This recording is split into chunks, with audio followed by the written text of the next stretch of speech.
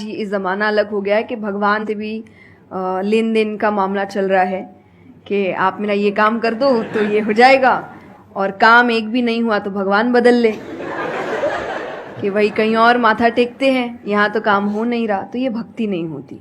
तो एक तो जो परसेप्शन भक्ति का बन गया है कि भजन कीर्तन पूजा पाठ कर लिया और भक्ति हो गई। भक्ति का असल मीनिंग है सरेंडर, समर्पण। और समर्पण व्यक्ति कब करता है? जब पहला चीज विश्वास होता है कि वो जो भी करता है वो सही करता है। मुझसे कई बार लोग पूछते हैं कि आप बहुत ज़्यादा डिप्रेशन में नहीं जाते, या कोई आपने सब कुछ देखा है, चाहे स्ट्रगल है, इंसल्ट है, रिजेक्शन है, हर फील्ड में हर चीज़ होती है। अगर आप आगे बढ़ रहे हैं, कोई पोजीशन पे जाने की कोशिश करें तो आपको इनका सामना करना पड़ेगा। ये जिंदगी के साथ आता है तो आपको सामना, लेकिन मुझे कभी दिक्कत नहीं दी ये चीज़ें। क्यों? क्योंकि जो मैंने कहा समर्पण, मुझे पता है कि एक ऐसी शक्ति ऊपर बैठी है जो मेरा बुरा नहीं चाहती। तो कई बार बुरी चीजें भी मेरी जिंदगी में हो रही है, मुझे पता है वो मेरे अच्छे के लिए है क्योंकि वो कर रहा है। तो ये समर्पण, ये भक्ति है। तो ये आपको हारने नहीं देती। क्यों हारेंगे आप? क्योंकि आपको पता है ना कि वो हारने देगा नहीं। तो आप अपने आप गिरे, आप फिर उठेंगे कि नहीं भाई अभी गिरना शायद जरूरी होगा, उसका इशारा है, इसीलिए चलो फिर उठते हैं, फिर आगे बढ़ते हैं। तो अर्जुन ने भी जब समर्पण की बात गीता जी में आती है तो कई लोग कहते हैं कि धर्म का मतलब होता है अंधविश्वास। नहीं, क्योंकि अगर अंधविश्वास होता, अंधविश्वास में क्वेश्चन करना अलाउड नहीं होता आपको। गीता अगर सिर्फ भगवान की बात होती तो 2 पन्ने में खत्म हो गई होती। ये दोनों के बीच की बात है जिसमें अर्जुन ये जानते हुए कि सामने कौन खड़ा है, क्वेश्चन करने की तो कोई सवाल ही नहीं था वहां पर कि भगवान लड़ने बोल रहा है, क्या क्वेश्चन करना, पर उसने कंटिन्यूअसली क्वेश्चंस किए हैं। पर उसका भी नाम आया था समर्पण, कि वो समर्पित होकर क्वेश्चन कर रहा था कि ये जो खड़ा है ये मेरे हर सवाल का जवाब जानता है, ये मुझसे कभी कुछ गलत काम नहीं कराएगा, लेकिन इसका मतलब ये नहीं कि मैं अपनी जिज्ञासा बाहर नहीं निकालूंगा, मैं अपने क्वेश्चंस पूछूंगा। तो भक्ति का अर्थ यही होता है कि पहला निष्काम होता है। क्या फायदा मत ढूंढिए कि मेरा काम नहीं हुआ तो भगवान है ही नहीं। भाई भगवान कहाँ है? भगवान होते तो ऐसा होता क्या? वो तो इंसान है इसीलिए ऐसे हो रहे काम। भगवान ने तो सबको देखे, बच्चा तो मासूम ही होता है, बड़े होके खराब हो जाता है। कोई बच्चा गलत आपने देखा है क्या? छोटा सा बच्चा ही डॉन बनने के बारे में सोच रहा है, वो तो बच्चा ही होता है, मासूम होता है, सच्चा होता है। तो भगवान इसलिए कहते बच्चे भगवान का रूप है, क्योंकि वो एकदम प्योर होते हैं। बड़े होने के बाद हम काम खराब करते हैं और नाम फिर हम भगवान का देते हैं, क्योंकि हमको इल्जाम लगाने के लिए लोग चाहिए। ये फेलियर्स के लिए भी, आप फेलियर्स के लिए भी हम कहते हैं मेरा काम अच्छा नहीं था, मेरा समय अच्छा नहीं था, मुझे पेरेंट्स ने सपोर्ट नहीं किया, मेरे पास ये नहीं था। वरना अगर देखा जाए इन्हीं सिचुएशन में कई लोग हैं जो काम करके आगे बढ़ जाते हैं। तो करने वाला तो कर लेगा, नहीं करने वाला इल्जाम लगाएगा। तो वो इल्जाम अभी हमें ऐसे दिखता है एक ऐसा कोई है जो सामने तो खड़ा नहीं है, भगवान लगाओ इल्जाम। एक फोटो है ना इंटरनेट पे कि भगवान खड़े, छोटी बच्ची खड़ी है, छोटी बच्ची के हाथ में एक टेडी बेयर है, तो भगवान वो मांग रहे हैं और वो बच्ची बोली मुझे बहुत अच्छा लगता है, मुझे नहीं देना। उसको नहीं पता कि भगवान के पास पीछे एक बड़ा सा टेडी बेयर रखा है और भगवान उसको कह रहे कि बस दे दो और मुझ पे विश्वास रखो कि वो दे दो छोटी चीज जो तुमसे, आपको वो बुरी लग रही है उस वक्त कि मेरे साथ गलत हो गया या मेरा छोटा काम नहीं हुआ, मैंने तो इतनी पूजा की थी, इतना काम किया था। शायद तुम उस काम के लिए नहीं बने हो, तुम और बड़े चीज के लिए बने हो। तो निष्काम क्या है कि आपकी भक्ति निष्काम है, स्वार्थ से नहीं बनी है, तो भक्ति आगे बढ़ेगी। दूसरा सरेंडर, कि मेरे हर सवाल का उत्तर सिर्फ उसके पास है। तो ये 2 चीजें भक्ति बनाती है, 2 चीजें जो भक्ति में। तीसरा हम जब करते हैं सत्संग, जो उन्होंने कहा सत्संग का एक सत्य के संग। तो सत्य कौन है? जब हम शास्त्रों में देखते हैं सबसे पहला श्लोक जो श्रीमद् भागवत में आता है वो भगवान का स्वरूप बता रहा है। उसमें है सच्चिदानंद रूपाय। सच्चिदानंद का मतलब होता है 3 चीजें मिलकर बनती है, वो है सत, चित और आनंद। जो ये 3 चीजों को जीवन में समझ लेगा सही से, उसने भगवान को समझ लिया, क्योंकि भगवान का रूप ही सच्चिदानंद है। तो सबसे पहला है सच, जो कहा गया सच की राह पर चलो।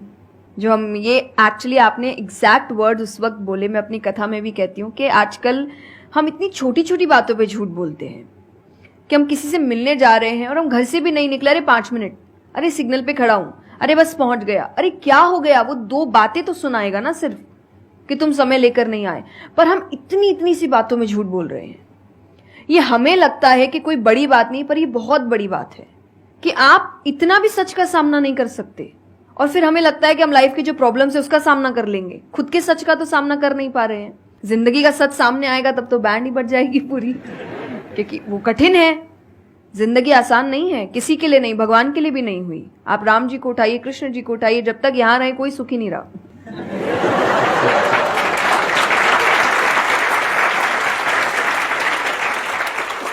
तो सुखी तो कोई नहीं रहा यहां पर। आपको सुख खुद ढूंढना पड़ता है, आपको अपना जीवन खुद निकालना पड़ता है अपने चॉइसेस को लेकर। तो इसीलिए पहला सत है।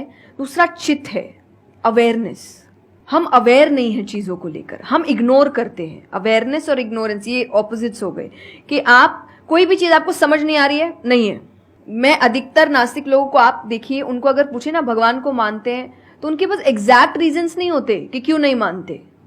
बस नहीं है, दिखा नहीं, मुझे नहीं दिखा तो नहीं है। तो तुम्हें तो बहुत चीजें नहीं दिख रही। मेरे पापा इस पर मैंने एक बार उनसे क्वेश्चन किया था कि बोले तो पापा कैसे जवाब दे। पापा बोले उनको पूछना उन्होंने अपने परदादा को देखा था।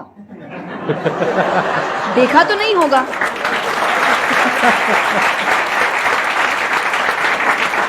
सुना है, दादा से सुना है, पापा से सुना है कि थे, मैंने तो नहीं देखा, तो मैं बोल दूं वो थे ही नहीं।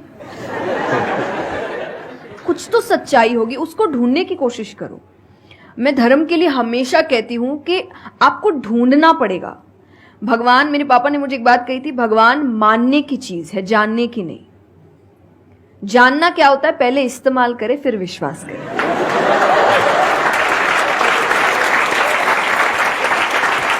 कि पहले देखेंगे है कि नहीं है, फिर बताएंगे। तो वो तो भगवान है, वो कहेंगे देख मैं भी घुमाता हूं। वो भगवान है भाई। उनको अगर आप बोलोगे कि मेरे सामने आ, मुझे दिखा तू है कि नहीं, तो बोलेंगे घूम, नहीं दिखाता, कभी नहीं हुई, नहीं जा। तो भगवान मानने की चीज है, मानो वो अपने आप जना देंगे वो कहां है। तो भगवान के लिए माना गया कि पहले आपको मानना पड़ता है, दैट इज सरेंडर, कि मैं मानता हूं, मैं इसीलिए पढ़ रहा हूं। अधिकतर लोग अभी पढ़ क्यों रहे हैं, जान क्यों रहे, गलत साबित करने के लिए। और दुनिया के लिए भी, आप किसी भी चीज को जानने की कोशिश करो तो सिर्फ एक खाली दिमाग से जानने की कोशिश करो, अपने दिमाग से नहीं कि मुझे गलत साबित करना इसीलिए पढ़ता हूं चलो। तो फिर आपका दिमाग सीधा उस गलत बात पे ही जाएगा कि देखो मैंने तो बोला ही था गलत है। और उसके आसपास कितनी अच्छी बातें लिखी होगी आप देखेंगे नहीं, पर आपको जो बस साबित करना है, आप उस लोग सुनते भी आजकल इसीलिए है। मैं कथा में एक बात कहती कि उस आजकल कथा ही बची है सुनने वाली चीज, वरना आप कहीं भी दो लोगों को देखिए वो बोलेगा मैं बोलता हूँ, नहीं मैं बोलता हूँ, नहीं मैं बोलता हूँ। दुख देखिए किसी के, प्रॉब्लम्स को एक बोलता है अरे मेरी जिंदगी अच्छी नहीं चल रही, अरे मेरी उससे भी खराब है। आप किसी से मदद भी कहाँ मांगेंगे कि वो एक दुख सुनाओ वो 4 सुनाता है, तो क्या ही मदद मांगे कि तो मेरे से दुखी है, तू मेरे से और 500 रुपए रख भाई। ये तो लोग हर वक्त कोई सुनना नहीं चाह रहा, और सुन भी रहे हैं तो इसीलिए कि ताकि बस मैं बोल सकूं, कि ये खत्म करे बस जल्दी से चुप हो ताकि मैं बोलूं। तो ये बंद करिए। भगवान ने अर्जुन की पहले पूरी बात सुनी थी, एक बार भी बीच में इंटरप्ट नहीं किया, उसकी पूरी बात सुनी। क्यों? तभी वो आंसर ठीक से कर पाएंगे। अगर आप बीच में हर चीज में इंटरप्ट करेंगे, लोगों के ओपिनियंस में इंटरप्ट करेंगे, तो आप उनकी बात को नहीं समझ पाएंगे। जितना सुनेंगे उतना सीखेंगे, क्योंकि बोलोगे तो वही जो आता है, पर सुनोगे तो कई बार ऐसी चीजें पता चलेगी जो नहीं पता, जो नहीं आता है। आते हैं देखिए, और आनंद का मतलब एक्चुअली परमानेंट हैप्पीनेस होता है, जो आपको भगवान के साथ ही मिलता है, कि आपको किसी की जरूरत नहीं है, बाकी सब कुछ टेम्पररी है। और टेम्पररी खुशियों के लिए भगवान ने अर्जुन को लड़ने के लिए इसलिए नहीं बोला था कि तेको राज्य मिल जाएगा, खुशी मिलेगी, पैसा मिल जाएगा, नहीं। एक परमानेंट हैप्पीनेस थी कि मैंने अपना काम अच्छे से किया, उसके लिए लड़ो। तो जो भी काम कर रहे हो परमानेंट क्या है उसमें वो देखो, और ये आपकी सक्सेस पे भी काम आता है। भगवान जैसे अब हम कहते हैं ना कि दुनिया में कुछ सच नहीं है, संसार सच नहीं, इसका मतलब क्या? छोड़ने के लिए नहीं।